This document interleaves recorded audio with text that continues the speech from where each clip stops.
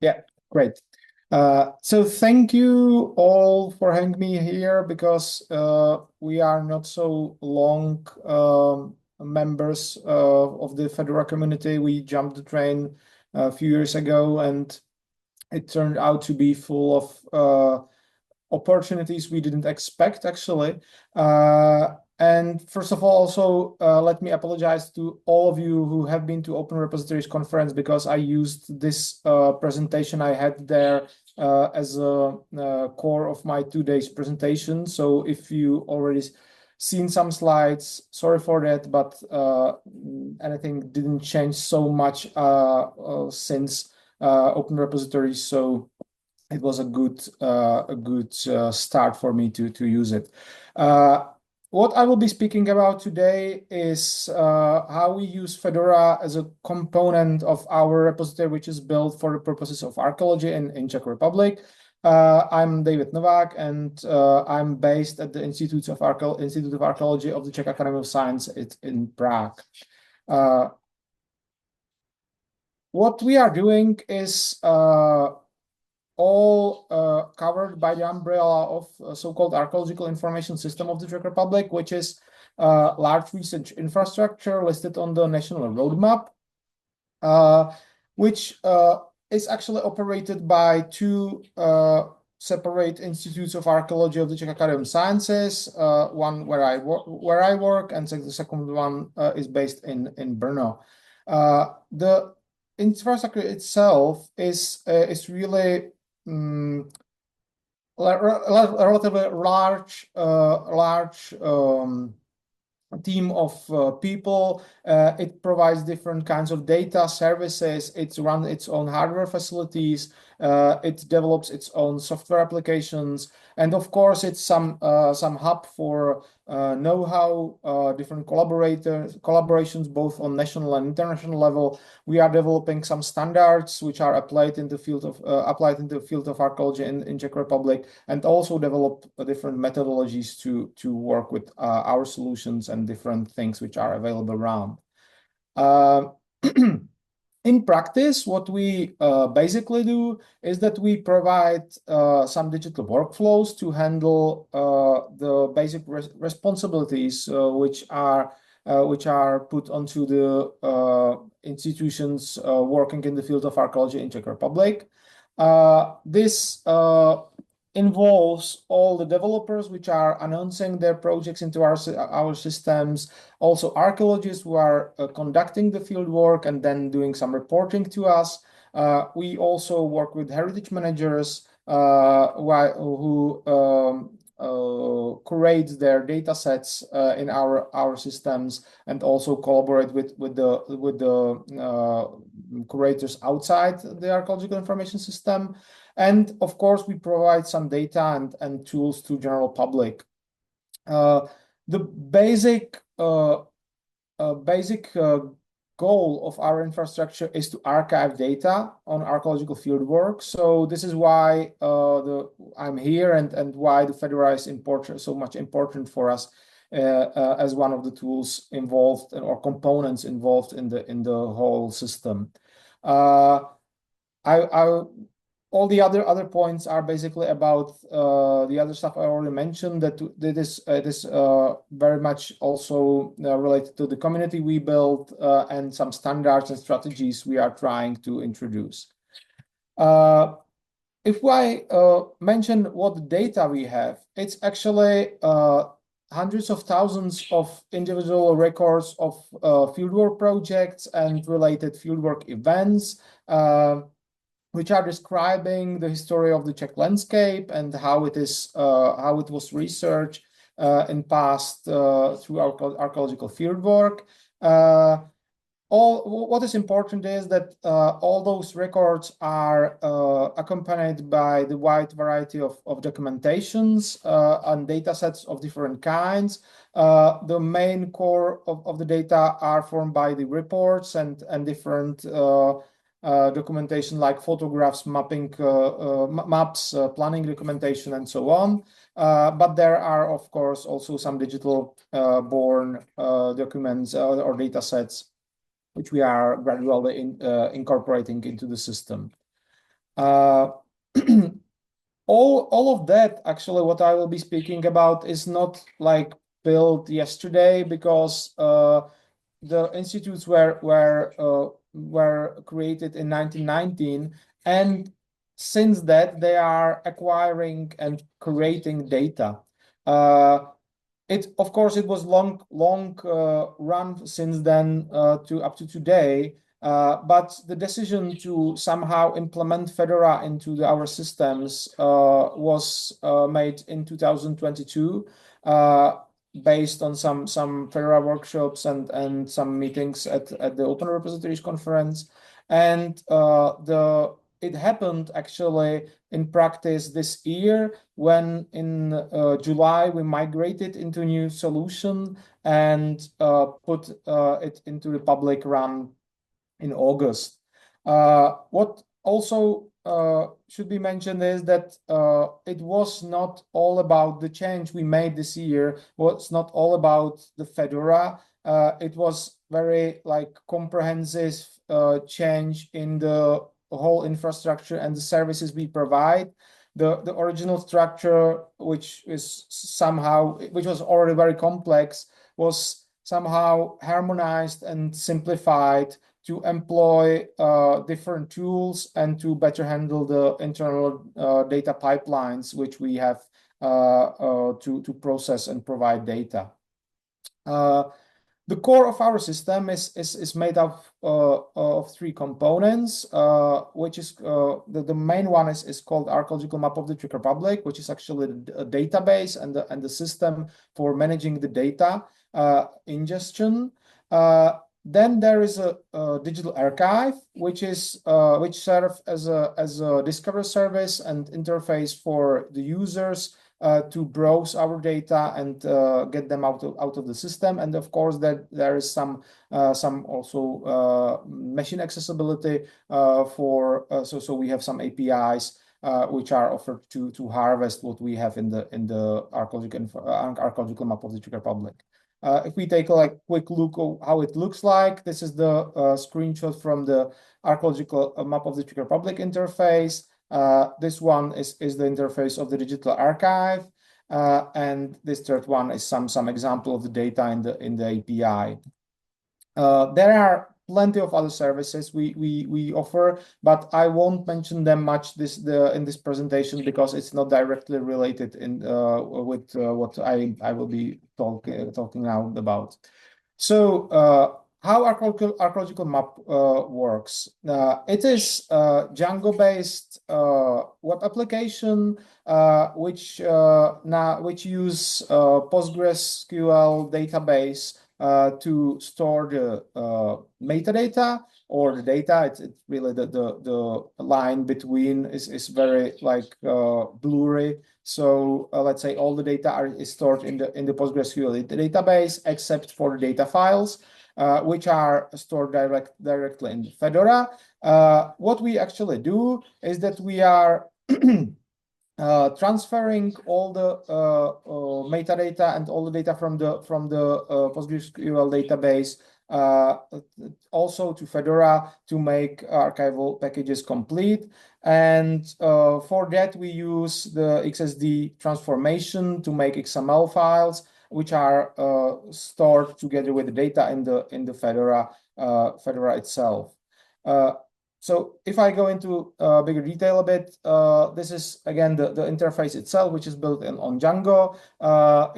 We use both some public interface there, and also there is some administration interface we use to handle some backend of the system. The database we use is a relatively complex thing. There is plenty of different categories on the data. On the right side of the screen, you see the simplified data model we use. On the left side is the full data model of the database itself. Why I show this is that you need to understand that it is relatively difficult to handle the transformation into the XML files, and also it is difficult to handle all the updates which must be made to store the archival versions of the contents of the database. How we do that is that we produce the XSD files, which have in the comments the mappings to the individual models in the Fedora, not in the Fedora, in the Django environment, and we use this XSD to transform the data from the PostgreSQL to the XML, which is then stored in Fedora. In Fedora, each record we have is represented by one archival container or archival group, which contains both the metadata as an XML, and then the possibly, if it's attached, some files which adds the data streams itself. Then we also create indirect containers for each record, which serves as a way how to make collections of specific types of data or records we have. So we next to each record, which is represented as an archival container, there is also a specific indirect container which points towards this record. Then, of course, this structure is propagated to the OCFL storage, but this is fully handled by Fedora. We didn't make any specific changes to that. We use basically the default settings of that, but you can see how the versioning is done in the system in practice, and that it all follows the documentation which is already available for Fedora and how it uses OCFL. What we needed also to handle somehow were deleted records. In case of deleted records, we decided that we won't throw anything away except for some very specific cases when we keep just the tombstones. But most of the records we have, when it's deleted in the system, we just mark them as deleted in Fedora, both in the metadata structure of the container itself, and also we create an indirect container, again listing all the deleted records. So it's much easier to harvest the deleted records. This is also because we need to provide them then to the digital archive and to the API. So it is important for being able to do some incremental updates of the indexes. Regarding the contents of Fedora, I didn't mention that we mostly don't use the Fedora metadata for anything else, for very technical informations like marking the deleted records or some specific information on the files. But all or most of the metadata itself is stored in the XML files directly and not using the structure of structured linked data in Fedora. So this is how we get data into Fedora. It is put in through the Django application. It is put into the XML and stored into the Fedora. Then the digital archive comes. It uses the simple search interface to search for the new records. It updates the Solr index, which we use as a basis for the discovery service and for searching for the data and for the digital archive. And the digital archive itself is based on Angular. Also that Solr index is used to provide our data to OAI PMH API. We supplement this basic OAI PMH API with the authorization, which is based on the basic auth.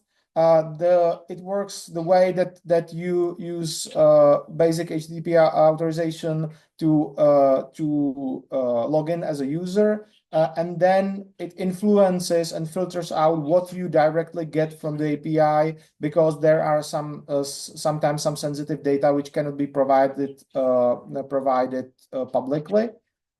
We provide data as in our native format, which is like directly representing what we have stored in Fedora, and also as it is obligatory to provide it as Dublin core serialization. But in fact, I wouldn't recommend to use much our data in Dublin core, because Dublin core is not very, especially the core version of Dublin core, which is defined by OIRPMH standard, is not very suitable to transfer the data, the type of data we provide.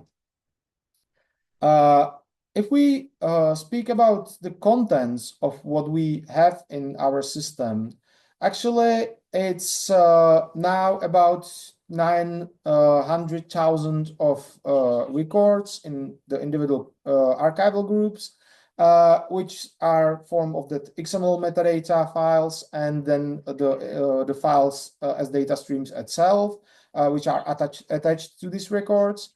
Then there are over, again, 900,000 indirect containers.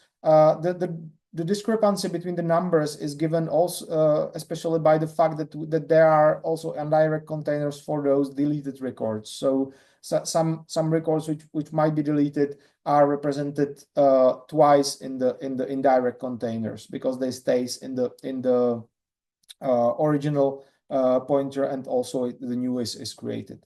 And what is interesting is how this manifests itself into the OCFL storage. This data are represented by more than 15 million individual files in the OCFL, which actually turned out to be very demanding for several reasons. One was that, and be careful about that, what type of file system you choose for your repository, because even for testing, when we just played around, we actually ran into the issues because we chosen the file system which wasn't ready for such big numbers of files, and we need to reformat everything to handle that. Now it's not the issue, but what started to be an issue is how to effectively process backups, because browsing the changes in all the millions of files is very complex. And if we want to have offsite backups, it's not so easy to make that happen in this type of setting. Regarding the migration itself, it took 3 full weeks. During the process, we need to generate all the XML metadata files, which wasn't existing, which weren't existing before. Then we moved more than 300,000 data files. We created all the indirect containers, and also we generated and stored thumbnails for the individual files in Fedora, to have it all in one place. If I should talk about some pros and cons of the whole solution, not only Fedora itself, but based on the Fedora, we are really happy that we switched to something now which is based in widely accepted standards, which also helped with some decisions. And I would definitely recommend to follow standards as much as possible, because this is something what makes usually your work easier. We chose also for a very modular solution, which offers us definitely a wide and flexible options for next development. What is great about Fedora 6, which we use as a basis, is that it really does what it should do, and it's nothing less. That's obvious and good, but it's also nothing more, which I particularly like, because there is a lot of different repository systems which are capable of doing the same as Fedora do, but there is a plenty of different modules attached to the core. And every time I was afraid that if we choose such solution, it will be much more difficult to make it sustainable for long term. The all what we do is trying to cover both the end user services and LTP related workflows, which actually was possible using Fedora and the different solutions I mentioned. And what is important also is all the versioning options and options for validation, both of the metadata contents and also validation using hashes which are automatically generated in Fedora and which we also store in our metadata. So there are some tools which makes it like sustainable again for the LTP. We are also happy that there is no vendor lock-in connected to the tools we chose. And what also helps is definitely the community and support given by Fedora community and Lyrasis itself, because this is something what is really helpful. And I'm really happy that it is possible to go to the technical meeting, raise the questions and get some direct help. As I already mentioned, there are, of course, some cons of the solution, especially regarding very high demands for keeping the consistency between the Postgres database and XML metadata, because as it is very complex data structure, we need to use a lot of signals in Django and making very complex transactions to Fedora to update everything what is changed when some user changed something in the interface. It is very difficult for application testing and debugging as there is many components put together, and also many different workflows which can be like initiated into in the system. So this is really painful process. What we run, some problems we run to with Fedora was that there is still some outdated documentation which is getting better and better throughout the months. So I'm not saying that this is some like big problem, but it created some small issues. There are some minor bugs which we mostly reported and now are being already handled, and I think there will be some corrections or like bug fixing in the next Fedora versions. And of course, there are every time some missing features which will be really like useful for us in Fedora 6. But this is something what I hope will happen in few months or years, that there will be some updates introduced.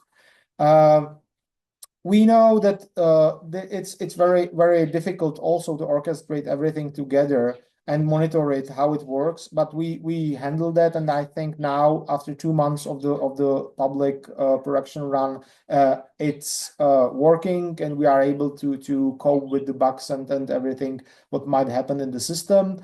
And as I already mentioned, some con is the complex and like performance intensive ways of backupping of the OCFL storage. So that's it from me, and I will be really happy to answer your questions if you have some. And I hope it was clear from my presentation what we do and how we do it. But I will be really happy to also to like stay in contact with someone with you and give you some more experience we had with Fedora. Thank you. Awesome. Thank you so much, David. Are there any questions? We do have a few minutes, so either feel free to raise a hand and you can unmute and ask, or in the Q&A. I've got eyes on all of it. So there is a question from the Q&A document. What kind of file system are you using? Actually, I would really got to answer that, but I don't remember. This is like out of my scope, so I don't remember. But I can ask our IT infrastructure guys who are handling the storage itself, and I can like let you know if you give me some email or something.